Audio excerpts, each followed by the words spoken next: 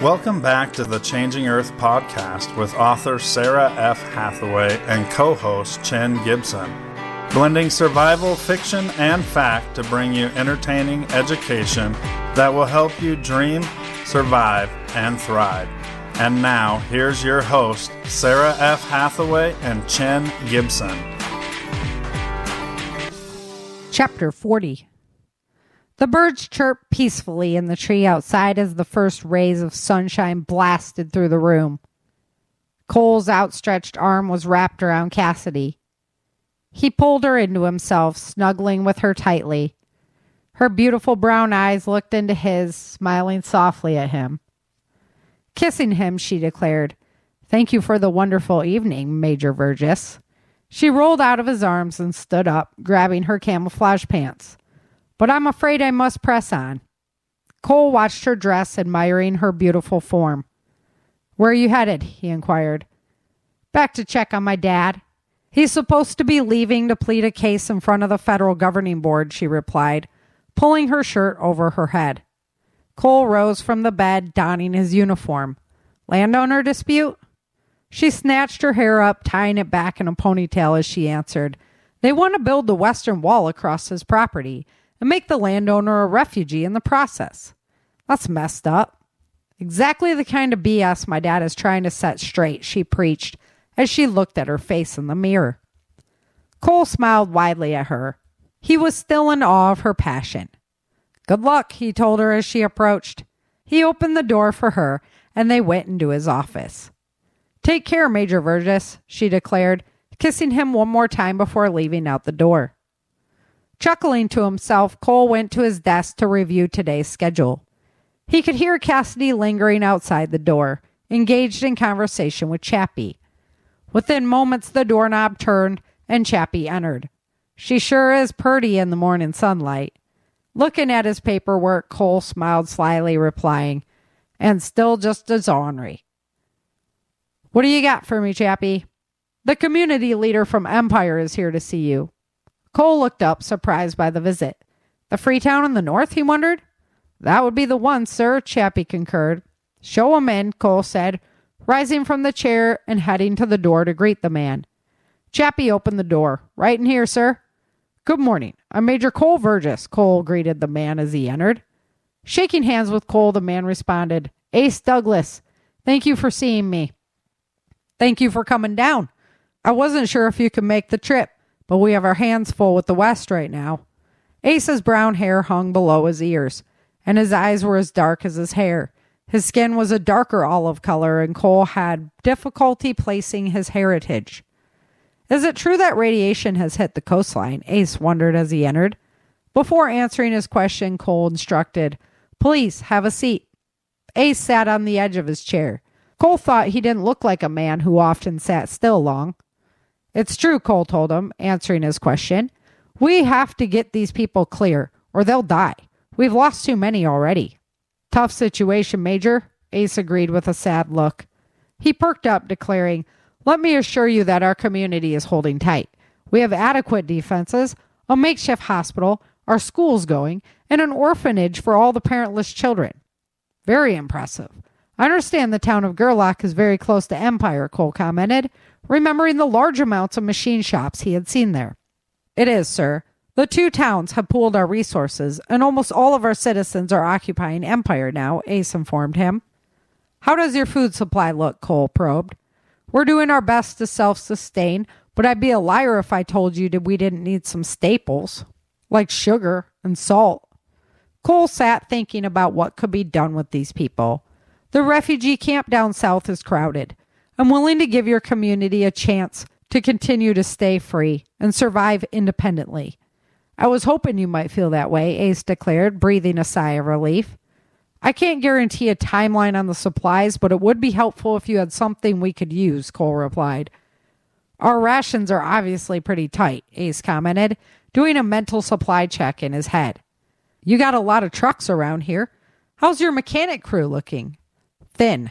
We need all the people we have to compose our squads," Cole replied. "We have a large group of mechanics and ample warehouse space. We could set it up to service your vehicles," Ace suggested. "Best offer I've had in a while. It's a bit of a trek to get up there. How many mechanics do you have? Cole said with a smile. I can count 20 amongst my people right now, and we could train more. I need an on-site emergency crew of 5. You can rotate them out on a monthly schedule. The vehicles can go up to Empire for routine maintenance, Cole stated. I think I can get my people to agree upon those terms, Ace confirmed. I'll supply the materials for the vehicles, a trainer for your fighters, and try to get some of those extra supplies you requested, Cole assured him. Sounds like you got yourself a maintenance facility, Ace declared, standing up to shake Cole's hand. On another note, you said you have an orphanage, Cole questioned. I did. You got room for one more, Cole wondered. We do. You got someone in mind? We rescued a little girl a few days ago. Come on, Cole told him, rounding his desk and heading out the door. Cole led Ace across his base towards Dolores's place. Although he tried to hide it, a scowl curiously adorned Ace's face as they entered the club. The music played loudly, and a scantily clad woman adorned the stage. Cole walked towards the back where the music quieted. Jennifer Jansen, a beautiful woman in a red dress lined with black, approached with a small smile. Her haughty attitude attracted Cole. Her position as Dolores's first lady attracted him as well. She chose her partners and no one else. What brings you by today? Her voice floated on the air like the perfume that she wore. Where's the little girl we brought by? Cole inquired. You mean Alexis? Jennifer asked shortly. Cole looked at her curiously. She spoke? Only to Dolores, Jennifer declared sassily. Not going to be made a fool of in front of Ace, Cole snapped. Where is she? Jennifer lifted her eyebrows at Cole's response, quickly replying, in the back, with Dolores. Who's this fine gentleman? You in need of some entertainment? Jennifer looked at Cole as she advanced towards Ace. Ace laughed quickly, suppressing her advances. He teased, I would be if my Jamie wasn't such a jealous woman. Luckily, my woman isn't jealous, Jennifer responded, leading the men down the hall. Dolores knows her business too well. She opened the door to Dolores's office. And that's how you write your name. A-L-E-X-I-S. Alexis. Dolores finished the lesson with Alexis as they entered. They sat at Dolores's desk with a box of colored pencils and a pile of paper. Cole felt ashamed for interrupting, but if Ace could make sure she was taken care of, maybe that was the best choice for this child. He blurted out, Good afternoon, Dolores. Major Virgis, what brings you by? And who's this? Dolores asked politely. This is Ace Douglas. He's the leader of the Empire community. They'll remain a free town and take charge of our vehicle maintenance. They have an orphanage there, Cole stated, looking at Alexis. And you want to take Alexis there? Dolores asked. It's a good opportunity for the girl to have a home and go to school, Cole said optimistically. Dolores's face looked cheerful and she agreed. Sounds like an excellent opportunity in a free town. What do you think, Alexis? I don't want to go. I want to stay here with you, Dolores, Alexis said, panicking. Cole lowered himself to the girl's eye level and spoke softly to her. There would be other children for you to play with. Alexis looked to Dolores, reaching towards the woman. She pleaded, Dolores, please don't let them take me. Dolores's eyes met Virgis's. She replied flatly, You heard the girl, Major. She wants to stay.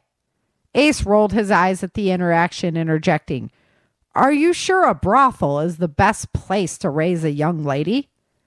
Deeply offended, Dolores rose from her chair, snapping back, Mr. Douglas, I can assure you that my business is much more than a brothel, and all my girls are impeccably cared for. Immediately backpedaling, Ace retorted, I didn't mean any offense, ma'am. I just meant that there are probably not many children around here, and she could be raised. He paused, searching his mind for an appropriate word. Differently. Don't assume what you don't know, sir, Dolores insisted.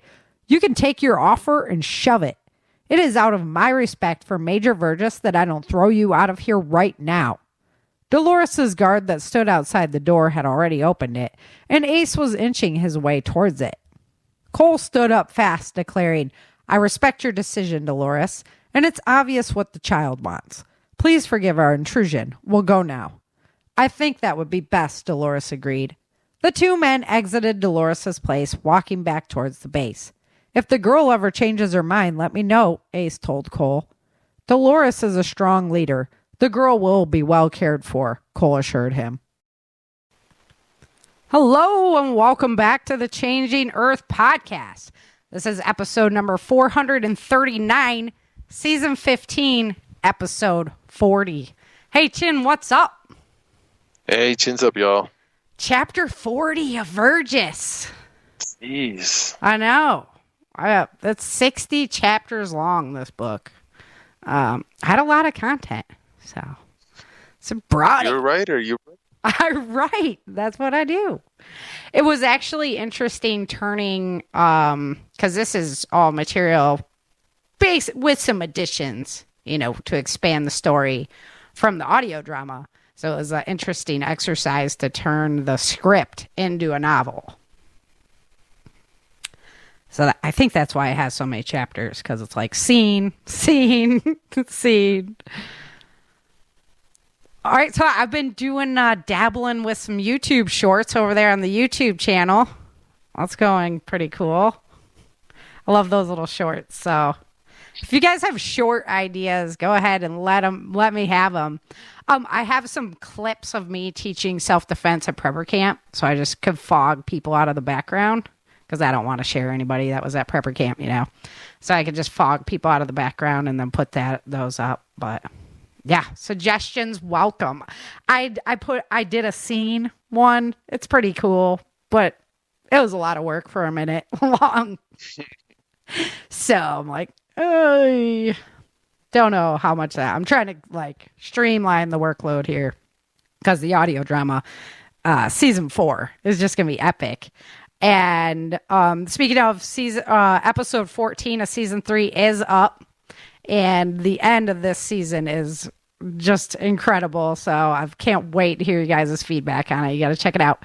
Episode 15 is up for subscribers to the podcast. They get the 1 week before pre-screening, I guess, and it's a commercial-free version. So become a subscriber. You get hooked up with that. And then also head on over to my YouTube channel, give it a like, give it a subscribe, and hit that notification bell. And that way you can see when both of my podcasts come up there. And I love listening to the audio drama there because it literally saves where you are in the episode. So you can just come in and out listening to it so much easier than any other platform that I've had it on. So I'm really happy about that. I actually linked my site over there now. So if you go to my website and click on the episode, it's going to take you right over to YouTube. Nice. Yeah, it was really cool. And they got a good system going there. So Doug designed the cover for season 4 of the audio drama. So you never guess who's front and center on that one. I had an idea. He's like, yeah, we could use that. or so no, that he always does great artwork. So yeah, we'll introduce that soon. Let's see. In the Virgis story, he came home with Alexis. They found her out down in Southern California. He wakes up all snuggy with Cassidy that the birds morning. were chirping. Yes. Sunshine. Tweet, tweet, tweet, tweet. Oh my goodness.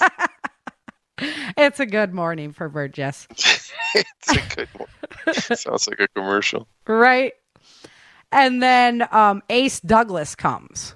Mm-hmm. And there's all these free towns that still exist out in the Badlands. So I wanted to craft, what kind of the story was behind what's going on with those towns. So everybody kind of has something of value that they're trading so that they can get supplies and whatnot. And so he fits into that picture.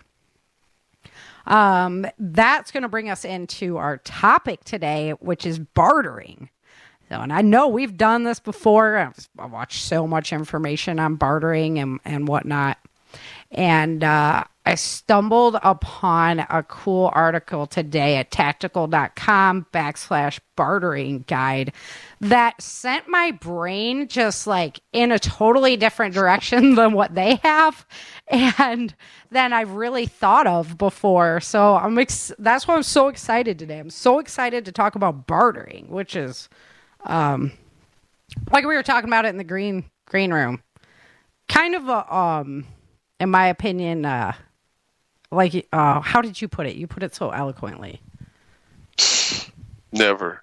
Yeah, like a fantasy, a prepper fantasy type thing. Romanticizing. Romantic. Yeah, romantic. Yeah, romanticizing the barter. I totally agree. For one thing, okay, well, we'll get into it. So first thing that they mentioned at the tactical.com is like doing your research. What do you know about the other group's needs? What are they looking for? And that made me really think about, okay, every time we're in a situation, I've been trained to go into the most, which is your mission, your operations, strategy, tactics, tools, and techniques.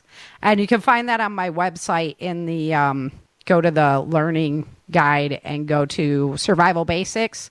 And then I have the acronyms there. And it defines out like a lot of the specifics about the most. I've talked about it before, not going to go into it today, but it's basically a walkthrough of like who, what, where, when, why, how, when it comes to survival. And so at the same time as you're thinking about your strategy, you got to be playing chess, right? And thinking about their strategy, which was really cool to me, especially as like a fighter, you know, because you're always doing the counterplay, counter rolls, attack, defend, right? So how does that work? And if you're not thinking about that, you're probably not even going to get the best deal because maybe you have something that you don't even see as that much value, but once you analyze their situation, you're like, oh, this is what they really need. And you're going to have to stay like alert and pick up on cue. It's not going to like you can like Google this other person or this other family or this other town, right? You know, or you know, read the news clips or anything. You're going to have to pay attention when people are talking, passing through, or when you're in town buying supplies or getting supplies, or you know, you're going to have to listen. Yes. That's one of the things, like, so important. Don't just, like, discredit their babbling at you, you know? Right, because you might pick up little nuggets. Yes. Like you were saying, they might be having problems with water, and you might have a whole bunch of empty milk jugs, which that might be the container that they need. But if you weren't paying attention, you might never use those milk jugs as a bartering item. Exactly. You'd be thinking of something maybe of yours that's more value or something. Yeah, right? Yeah. So, how much I got a Camelback thing. Well, keep that for yourself and give them the milk jugs. Right. No, it's true. And you might think of, you're like, this is something that's really valuable to me that I need from them. So I'm going to give them something valuable of mine, which you perceive to be valuable to you. But if you're not analyzing their situation, they might not even need that thing. And it's not of value to them. So then you're going to get worked over on your deal. Right. Mm-hmm. The next thing they talked about was clear expectations. So visualize the encounter first, like think through, like when athletes do that, right? Before I go into a fight or whatever. Yeah. Yeah. I'm thinking about like, this is their style. This is how they move. This is what I'm going to do. Now, is that going to happen? You don't know. But you got to have that moment of visualization first. All the good runners, racers, NASCAR drivers. When I'm on lap 100 million. And then they were talking about listening, making sure you're listening. Mm-hmm. Don't be dishonorable. You'll never make it to that second trade. Right? You have no idea how they could bring retribution back on you. So be upstanding and don't try and be the shisty one. And no then snake oil being sold here. Yes. Right? No. And then set guidelines and deadlines. So having deadlines makes sure that people are going to come through at their end, and then clear agreements, right? You got to try to avoid any kind of, you said this, I said that, have witnesses, signed agreements. I don't know about all that in an SHTF situation, but witnesses work well. That's why they used to talk about like 2 witnesses always in the Bible, because that was the best you had. So, and then they start talking about the items of value and what you could trade. So I'm just going to caveat this, because to me, having skills and knowledge is way more important than having any kind of stuff, including stuff to trade. You had a great light bulb moment for me in the green room when you talked about honey. Yes. Because if you have all these bottles of honey on the shelf to trade, great. Somebody's take your honey from you. But if you are the beekeeper with the hive who knows how to process and get more honey, now you are the important individual. Right? You're actually the commodity yourself, which keeps you and your family a lot safer, right? Because I'm always thinking about, okay, somebody, there's the law of large numbers. So if a group approaches you and they have that many more people, right? Yeah. I mean, unless you have like really superior firepower, and defensive capabilities. But even still, the law of large numbers can outrun that. So you better make sure that you're valuable to them, or else they just take your stuff and make yourself valuable in ways that aren't gross. So, all right. So food was the number one barter item they talked about, was food. And I agree. I totally agree, because food is power. Look what's happening with all the farm buy-ups and things, corporate power, right? So start your cricket farms up now. Yes, start your and then roach milk. Disgusting. But if you have food, you're also the highest value target around. Like if there is a group of people doing bad stuff in the area, guess who's going to be on their number one hit list? Like, you don't want to be out there being like, I got food to trade. Let's trade some food. No, like, that's bad idea in my book. And that was really the epiphany, was like, okay, great. You might have the best bartering item there is, but how attractive does that make you to the bad guys? Yeah. And I never really thought about like in that aspect before. It's mostly because of this food stuff. With the corporatization of the farmland, you can just see, everybody always says the money and the power and the money, right? It's really the power and the food and the power. Well, what is money? What is the item that's of value? Right. I mean, yeah. The food could be the item of value, the money, quote unquote. I agree.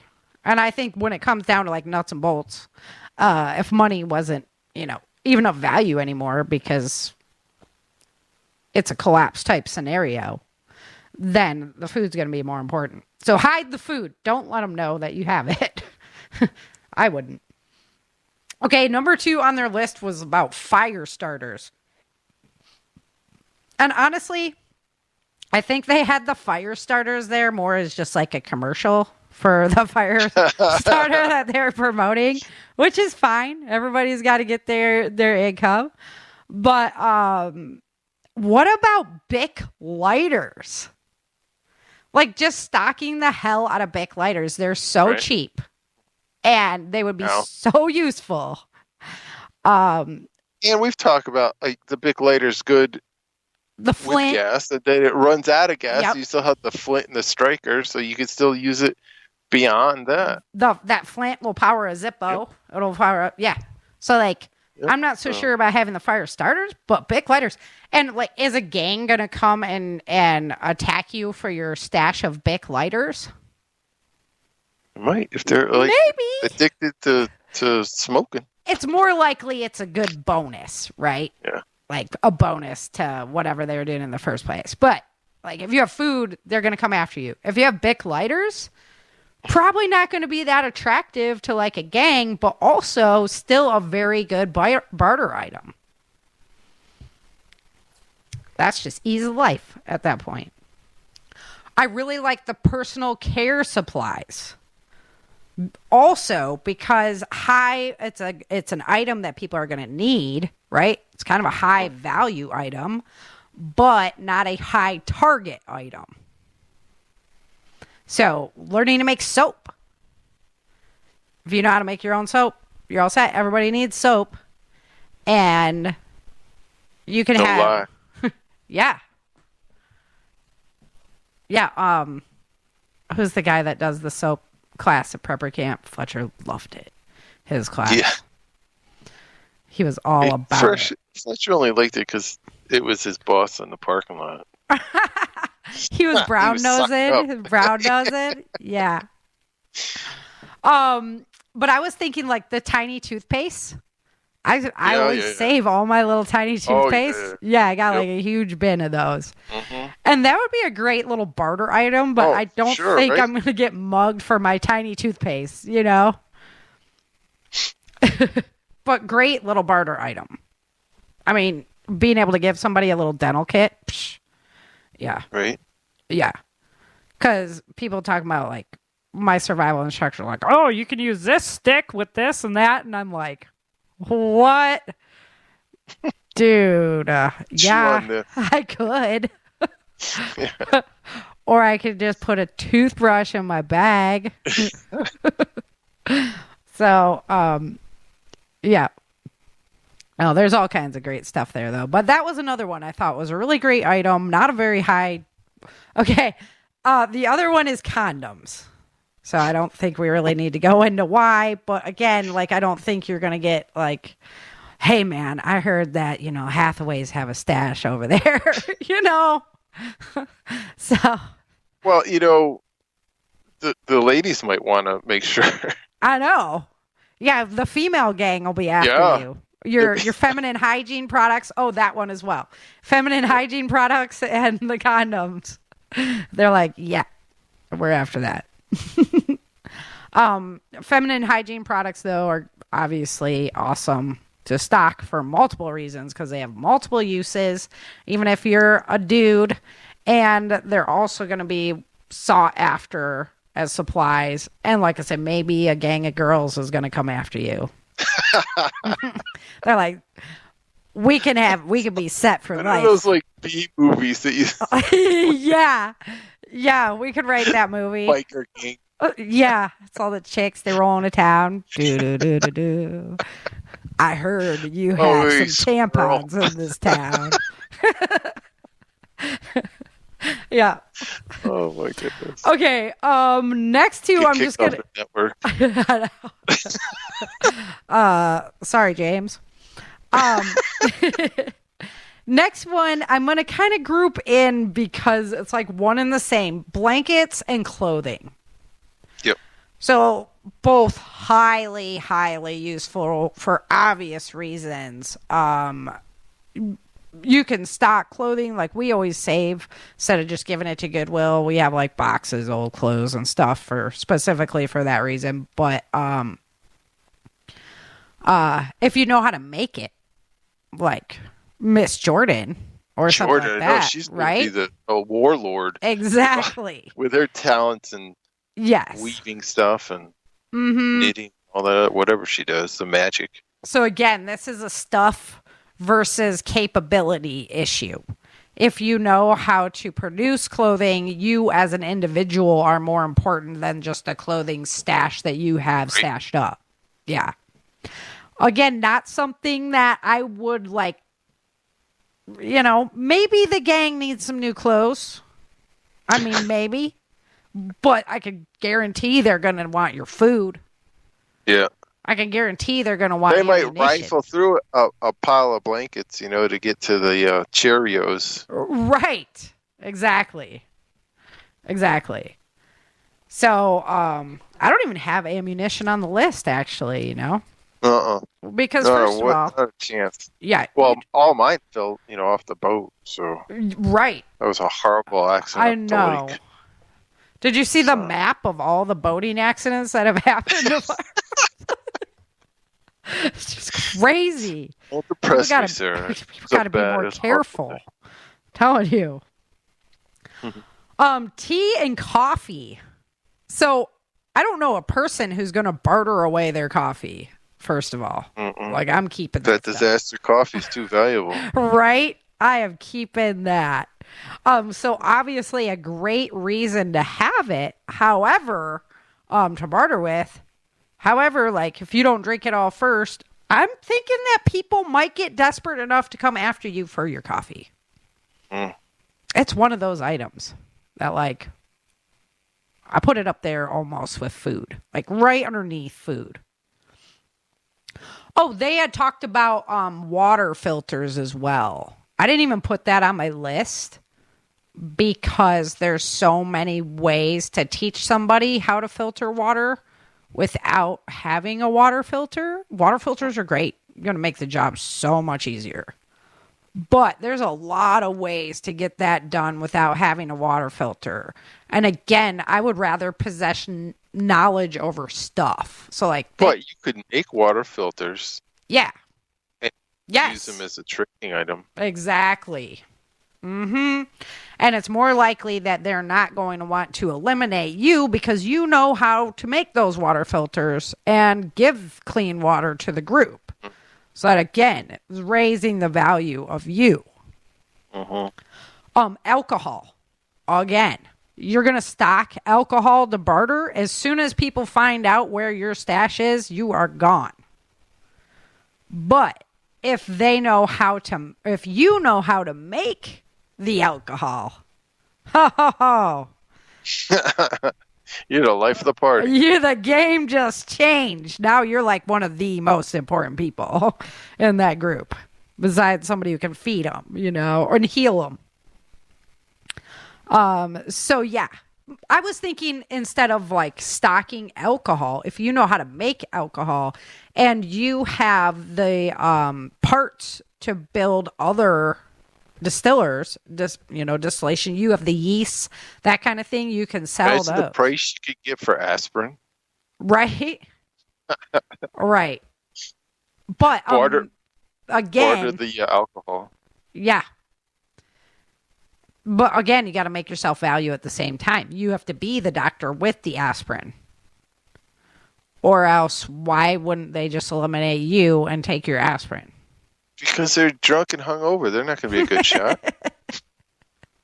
I mean, that was my realization during all this. I'm like, okay, that gives me a totally different outlook on bartering. Yeah. It really does. Duct tape.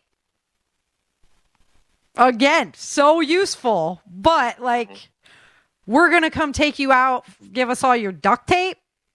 Zip ties, too. Holy crap, zip ties. Yeah, and zip ties. I like that one. Yeah. Yeah. Okay, medical, we just kind of talked on it, right? Yeah. Learn the medical yourself. Don't just have the supplies. There's lots of resources. So baby supplies was one they had on the list.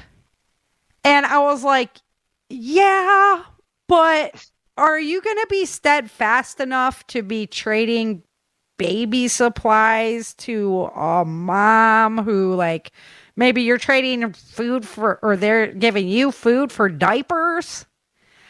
And, there's so many ethical involvements in the baby supplies that I was like, that's probably one I don't want to touch. because I'll be For too barter. soft. Yeah. Yeah, for bartering. Right. I don't want to like stock baby supplies in hopes of trading with people who have little kids in an SHTF situation, you know, unless I like have family needs for that. But I think just ethically that would be challenging. I'd rather stay away from it. Pet supplies. They had pet supplies on the list. Okay. I absolutely love my dogs. I know you love your dog. Okay. But like, if you're watching your spouse or your family or your loved ones starve, are you really going to care about trading for pet supplies? Unless it's dog food? You know? I don't know. I think the pets are not going to be as a priority. We'll put it that way. Well, they'll have to get their own food. Right. Suck it up or, you know, you become food. Man. I mean, sorry, but it's real. You know? We're Although so if you have a working dog, yeah, but still you got not a lap dog, but like a working, either, you know, for herding or guarding, defense, yeah. guarding. Yeah, I mean, the dog could have value. I know. But like when it comes to bartering away essential stuff of yours for pet supplies so that Fluffy can have a new teddy bear or something. I'm not talking about Fluffy. I'm talking fair about enough. You know, you're taking a little siesta and the dog's on duty, right? Yeah. I get that part of it. I'm just saying I don't think they'll be as high priority at that point. It'll be more like a pack type. Okay, radios. Radios was on their list. I was like, I don't know. I don't want to barter a radio. Why am I so shocked? I was being silent here. I know, but wouldn't you want your group to have the radios? Well, you might want to disperse radios around. That's to more different. than That's just your different. group. That's different than just bartering with radios. Right. Well, if you played the game good, you're bartering and you're gaining. True. But if you have extra radios, then you have extra parts for your radios too. I mean, do you want to trade all your parts away?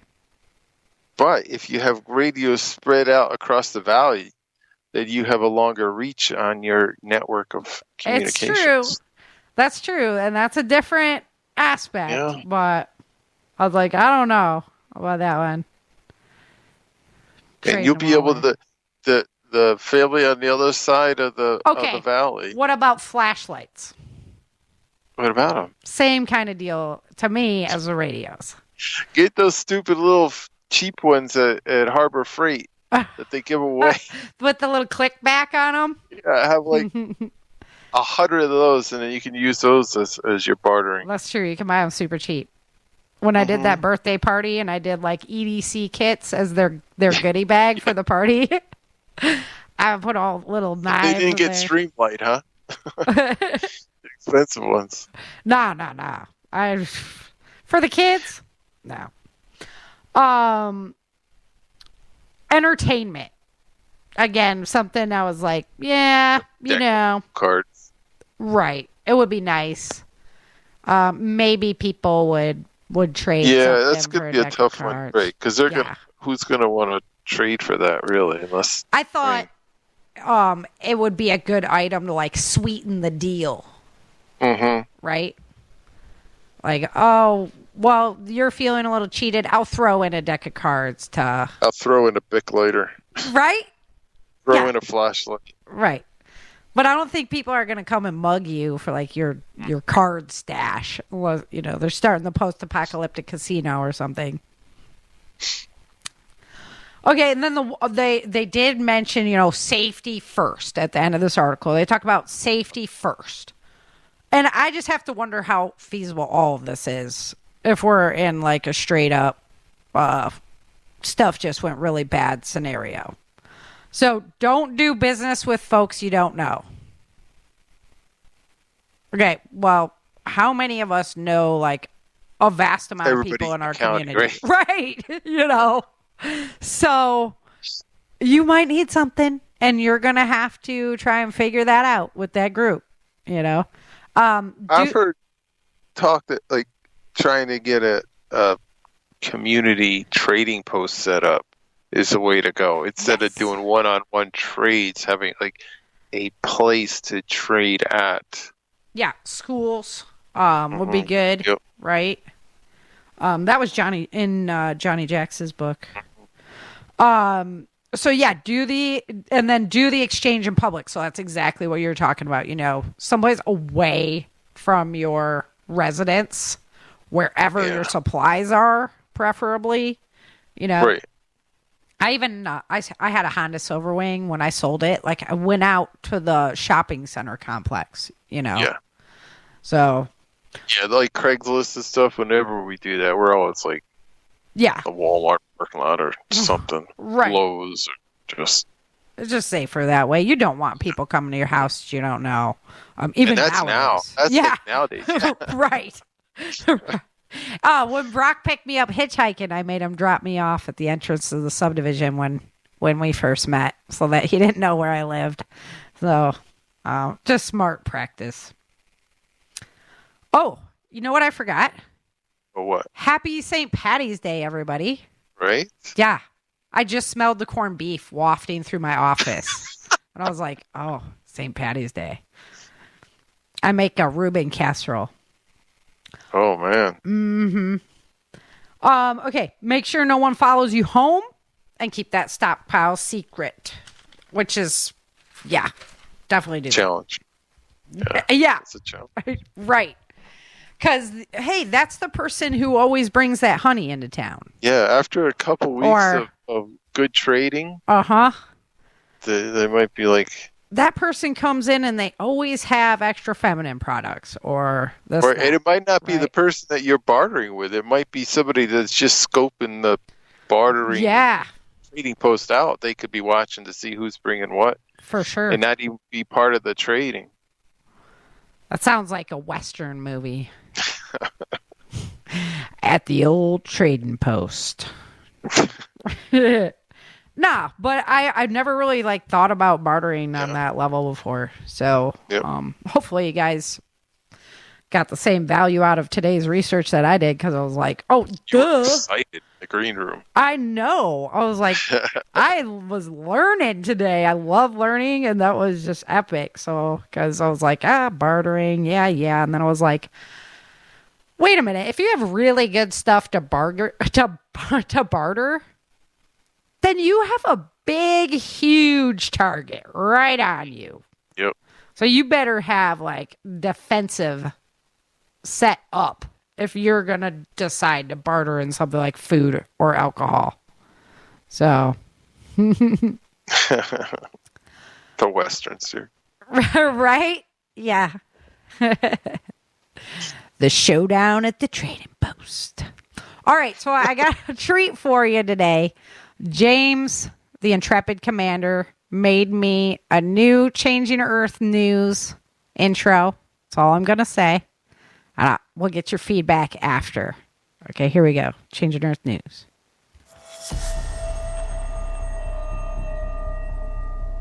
Dream. Survive. Thrive. This is Changing Earth News. All right. How did you like the new Changing Earth News intro? I'll talk in a scary voice. It's not like the news isn't scary enough, right? Boom, boom, boom. Yeah, that's what James always says. Okay. Today is March 17th of 2024. We had a plasma release this morning. Should be coming in earthbound about Tuesday to Wednesday. Just going to be a glancing blow. Garden Girl's like, very spooky. I'm like, yeah, that's what I kind of thought. He was going to try to cheer one up for me a little bit. We had a couple M-class flares and a couple C-class flares. But the one video that I want to comment on, so Ben at Suspicious Observers, he's been doing a lot of videos on the effects of the increased energy on our planet from the increase in plasma particles that we're getting bombarded with. And what this does is it will make both the high pressure and the low pressure of our weather patterns more extreme. And we're definitely seeing that on our planet right now. If you follow along with my Changing Earth news at all, you know that there's a lot of times we talk about, for example, in Oman, there was, drought going on, super high pressure system just sitting in there, while the other half, super small country, while the other half of the country is just flooded with rain from this low pressure system laying over it. So we've seen these really big extremes in the small geographical area, and it was just kind of cool to see his videos on how that all links together, because I kept saying, wow, that's so interesting how it's such a small area, but one side of it is just getting hammered with this weather, and the other side is just getting hammered with that weather. They're so extreme. And it just connected all those little dots together. So if you're into all that science information, there's some great videos he just put out on that. Okay, on March 10th, we had 393 earthquakes that were 2.0 or bigger, biggest of which was a 5.2 in the Solomon Sea. Indonesia had that really bad flooding system come in. We were talking about it last Sunday with a landslide. About 21 people unfortunately lost their lives in that event. Dubai just got their booties kicked with flooding over there in the United Arab Emirates. From what I've seen some article on, there was some cloud seeding that was going on with that as well. So, I don't know that we really need to be playing with the systems that are rapidly changing right now. So they had some significant flooding there in the city from that rain event. Long Beach, there was massive waves that hit the coastal towns there. The coasts are just being rowdy all over the place. In Newfoundland, they were buried under 75 centimeters of snow, which was a major snow event for them. And then in Malaysia, in the town of Sabah, a wildfire broke out. So that was a significant wildfire event going on there. On March 11th of 2024, there was 353 earthquakes that were 2.0 or bigger, biggest of which was a 5.0 that was in the North Pacific Ocean right off the coast of Costa Rica. Hampton Beach, New Hampshire, they had the high tides come in, caused coastal flooding, a lot of flooding going on there, a lot of damage. The coast of Maine also got hit by those high tides. And in Oman, they had a massive flooding event there. That's why it was on my brain when I was going through the intro. And New Zealand saw strong storms, strong winds come in, did some property damage there because of that wind event. March 12th of 2024, there was 381 earthquakes that were 2.0 or bigger, biggest of which was a 5.5 in the Sea of Okhotsk. I have no idea how to actually say that, so probably anyone who's Russian would correct me, but it is in eastern Russia. France, they had several people die. They had some violent storms, and this bridge was washed out, and unfortunately, a lot of people lost their lives when that bridge went. That system was also accompanied by a massive snow event that stranded commuters. In Indonesia and Sumatra, 650 homes were destroyed in another flooding event there. And then the Texas Panhandle with the wildfires going on, they're starting to have reports of lost livestock numbers up in the thousands. So that doesn't do well for beef prices and the beef industry that's already on a string because of the corporatization that's going on there as well. In Russia, Moscow and St. Petersburg had two massive fires engulf industrial sites. There's word that it could have been a Ukrainian attack. but it just was pretty odd to have two of their industrial complexes go up in a huge ball of flames on the same day. So we've seen things like the food processing factories and whatnot have freak accidents. So now all of a sudden it's happening there in Russia as well. On March 13th of 2024, there was 379 earthquakes that were 2.0 or bigger, biggest of which was a 6.2 in the Molucca Sea in Indonesia. There was a 3.6 earthquake in Israel that day. There was flooding in Western Australia. The road to Perth was closed and livestock lands were underwater. These are a lot of sheep pastures and whatnot that went underwater, so we'll have to wait for numbers on how those flocks survived. In Ibri, Oman, there was another storm causing flooding, winds up to 175 kilometers per hour.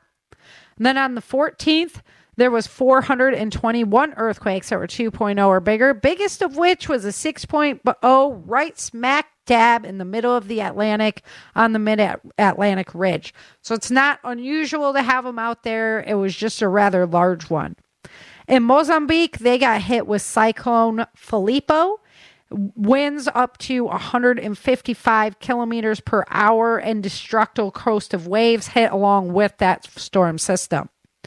Brazil in Roraima State, they were engulfed by wildfires. They're having one of the worst droughts they've seen in 75 years. And this is another example because in Brazil, we're always talking about flooding in like central and southern Brazil. And you have the two extremes sitting right there. Brazil is a rather large country. So, of course, you're going to see differences in the climate there.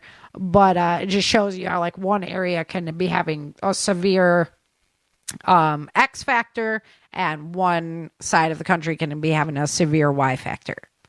On March 15th, there was 360 earthquakes or 2.0 or bigger, biggest of which was a 5.6 in the Philippine Sea near Japan. On the 15th, the United States had a massive storm system come through. There was tornado touchdowns from Kansas to Indiana, Ohio. 14 tornadoes touched down in total. That storm system stretched through to the 16th. At the end of that storm, it left 3 people dead and at least 14 tornadoes that they saw touch down. There was a large hailstorm in Missouri accompanied with it, tornadoes touching down in Kentucky. It did some really big damage. Randolph, Delaware, they saw 50% of their structures in Selma were reported damaged. Southern California also took wind event that same day. And whenever you see the really massive trees coming down, you know it's a big, unusual system because it's taking out some old growth material. This was one of those systems, and really California didn't need any more storm systems coming through. Colorado got hit with a wallop of of snow landing on them. It was several feet of snow that came down in that system. And so it really was just a big smack. And, whenever I'm seeing things like this and there's so much destruction happening from these storm systems, it's a combination of there's way more built now on the face of the United States. But also, these storms are getting so much more intense. And from an insurance standpoint, which is what I do to actually make money, there's no way that you can sustain the amount of storms, damage, destruction. Just turn around and rebuild it. New cars, all this stuff. And sustain that in any way into the future. So it's a little bit spooky watching what's happening with the insurance industries and how they're attempting to cope not only with the inflation, but with the amount of storm systems and whatnot. And I think California is just ground zero for this activity just because of how much political BS they have going on with the massive increase in prices and then the massive upsurge of catastrophic events. It's going to be a very interesting industry to watch as the changing earth continues to unfold on us.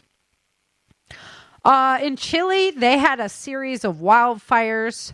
around Valparaiso. On the 16th, there was 390 earthquakes or 2.0 or bigger, biggest of which was a 5.7 in the Macquarie Island regions.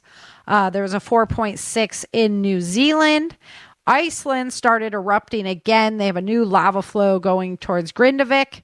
Dallas saw tornado touchdown as well on the 16th. Lots of hail damage in that area. And then Coachella, Mexico, they had an unprecedented hailstorm, just something unlike they've never even seen before. So, and that hail, it's just a game changer. I just didn't think it would be so prevalent as we come into this period on the earth. March 17th of 2024, that is today, there was 398 earthquakes, 2.0 or greater so far today. The biggest one so far was a 5.6 in the North Pacific region near Nicaragua. Buenos Aires, Argentina got hit with heavy rains and a lot of flooding already today. So hopefully everybody's okay there. We'll have to see how that event unfolds. As far as volcanoes, we have 28 volcanoes actively erupting on our planet. That's up one from last week. We are continuing to trend up by one each week. There's 19 showing minor activity. That's exactly the same as it was last week. There's 30 showing unrest. That is down one from last week, and that is also showing the same trend. So we're seeing the same amount on the list, but more moving up into the erupting category. 28 is a high number. I think 32 was the highest we've ever seen since we started recording with the Change in Earth News. As far as wildfires, there were 14 new wildfires in the United States. 9 of them are active large fires, and 19 of those total fires are contained at this time. The numbers of actively burning acres are way down. We're down to 147,000 from the 1.2 million I think we were at last week. Texas has no new fires this week. There's only one fire burning for a total of 144,000 acres. There's Oklahoma's up number 2. There's 9 fires actively burning in Oklahoma, 6 fires total. 10 of those fires are contained for a total of 2,720 acres. Wyoming is number 3 on the list. They have one new fire, one fire burning. That is 0% contained. It's 207 acres. And then, just because they were up on the list as well, Kentucky's up there. They have 3 new fires. One of those is a large burning fire. It's 143 acres, and 2 of those fires are contained at this time. So I'm going to say that's from the storm damage that they had come through. It probably was electrical fires and things like that, or lightning strikes of something of that nature. So it was rocking and rolling in the U.S. this week.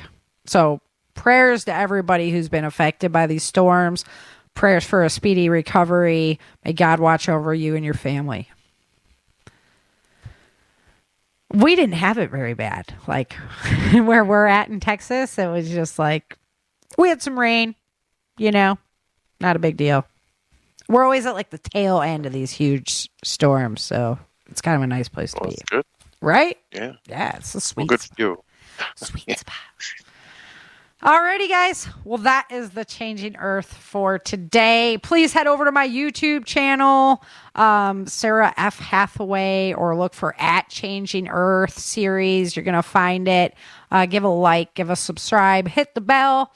I really appreciate that. I'm trying to get to 500 subscribers so I can get my merchandise up over there. So every bit you can do really helps out. So please go over there, give it a like and a subscribe.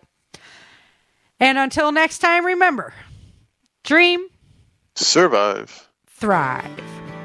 Thank you for joining Sarah and Chen for this episode of the Changing Earth podcast. Don't forget to pick up your copy of Day After Disaster, Without Land, The Walls of Freedom, Battle for the South, Dark Days in Denver, and The Endless Night at www.authorSarahFHathaway.com. If you love the Changing Earth series and podcast, become a supporter while you're there.